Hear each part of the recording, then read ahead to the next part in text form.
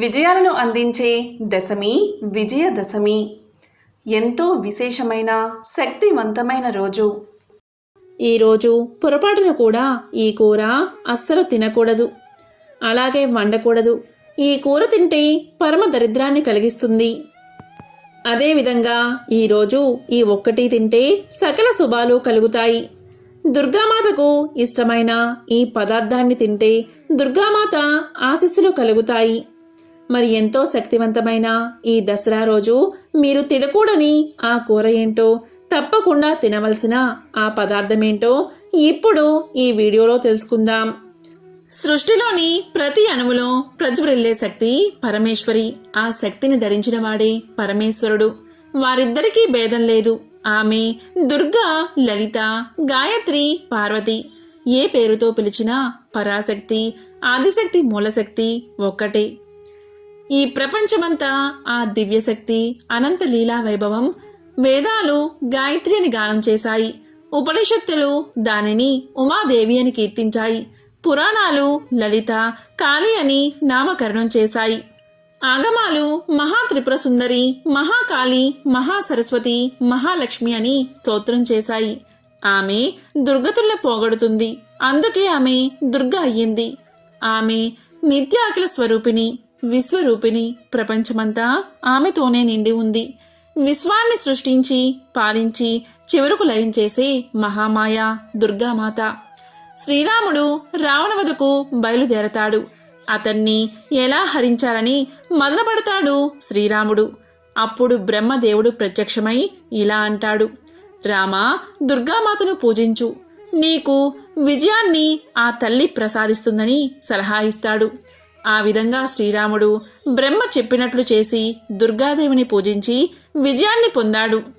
ధర్మరాజు తన తమ్ముడితో కలిసి అజ్ఞాతవాసానికి బయలుదేరతాడు.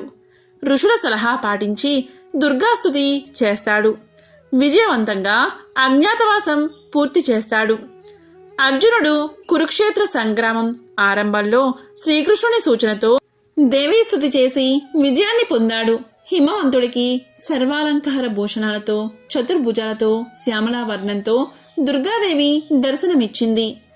బ్రహ్మదేవుడు దుర్గా భవానీ కవచం మార్కండేయుడికి ఉపదేశించాడు. దుర్గతుల్ని హరింపచేసే ఈ మంత్రమాల రక్షణ కవచం వంటిదని తెలియచేశాడు. స్వర్గంలో 33,000 కోట్ల మంది దేవతలు ఉంటారని వేదాలు తెలియజేస్తున్నాయి. వారందరూ కూడా పూజలు అందుకుంటున్నారు. అందరూ భక్తులపై వరాలు కురిపిస్తున్నారు. ఇంతమందిలో అంటే సకల దేవతల్లో సృష్టికర్త ఎవరు అనే ప్రశ్న తలెత్తింది. అయితే దీనికి సమాధానం దొరకడం కష్టమైనదే. ఇదే సందేహాన్ని ఒకసారి కొందరు ఋషులు వ్యాస మహర్షిని అడిగారు. ఆయన నారదుణ్ణి అడిగాడు. నారదుడు తనకు కూడా తెలియదని బ్రహ్మను అడిగాడు. బ్రహ్మ కూడా తనకు తెలియదని అనబోతూ ఉండగా జగన్మాత వారి ఎదుట ప్రత్యక్షమైంది. జగన్మాత వారితో ఇలా అంటుంది: నేనే ఆదిశక్తిని, ఆది మధ్య రహిత మహాశక్తిని నేనే. సృష్టికర్తని. సృష్టికి ముందు ఒక రూపంలో ఉంటాను. సృష్టి ప్రారంభంలో పురుష రూపం దాల్చుతాను.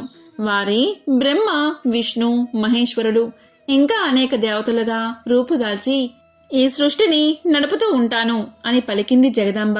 లక్ష్మి, సరస్వతి, దుర్గా, కాళీ, లలిత, గాయత్రి, భవాని తదితర అనేక దివ్య రూపాలు ఆమె నుంచే పుట్టాయి. ఆశ్వయుజ శుద్ధ ఉత్తరాషాఢ శ్రవణ నక్షత్రాలకు నడుమ భాగమైన అభిజిత్ లగ్నం అద్భుతమైన విజయ ముహూర్తం.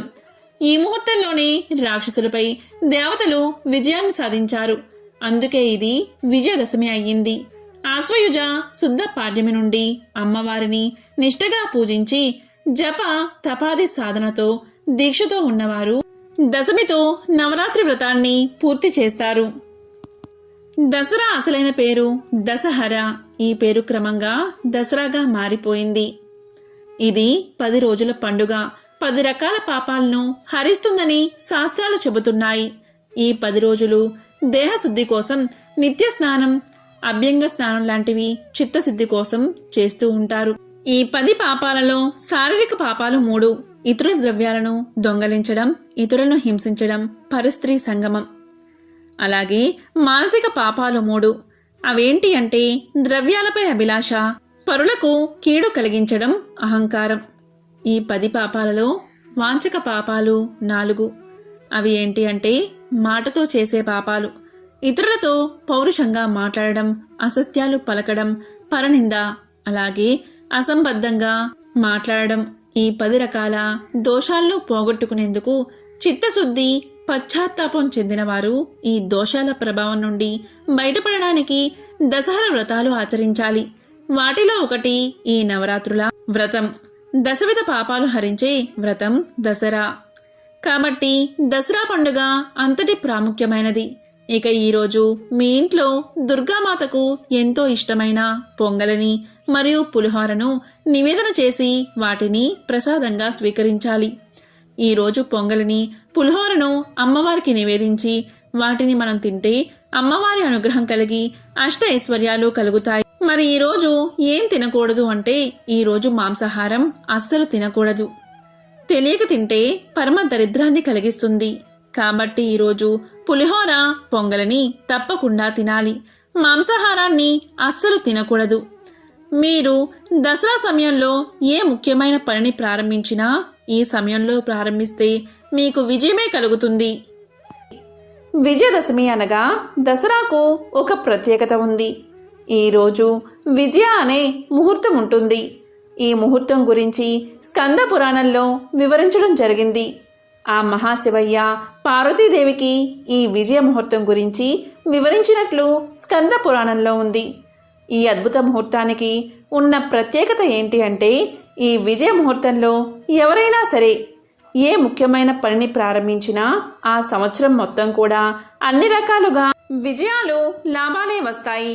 కొత్తగా ఏదైనా ఉద్యోగంలో చేరాలి అన్నా, వ్యాపారం ప్రారంభించాలి అన్నా, దేనిలో అయినా పెట్టుబడులు పెట్టాలి అన్నా, ఏదైనా ముఖ్యమైన పని చెయ్యాలి అన్నా, విదేశాలకు వెళ్ళాలి అన్నా, అప్పుల బాధలు తొలగిపోవాలి అన్నా, ఏ పనైనా సరే ఆ పనిని విజయ ముహూర్తంలో కనుక చేస్తే సంవత్సరం మొత్తం మీకు విజయాలే కలుగుతాయి.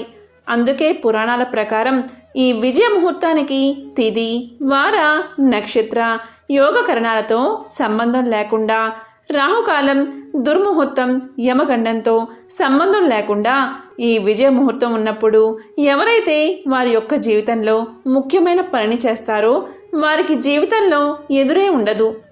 ఎటువంటి ఆటంకాలు రాకుండా విజయాలే కలుగుతాయి. ఈ విషయాన్ని స్కాంద పురాణంలో వివరించడం జరిగింది. ఓం శ్రీ మాత్రే నమః.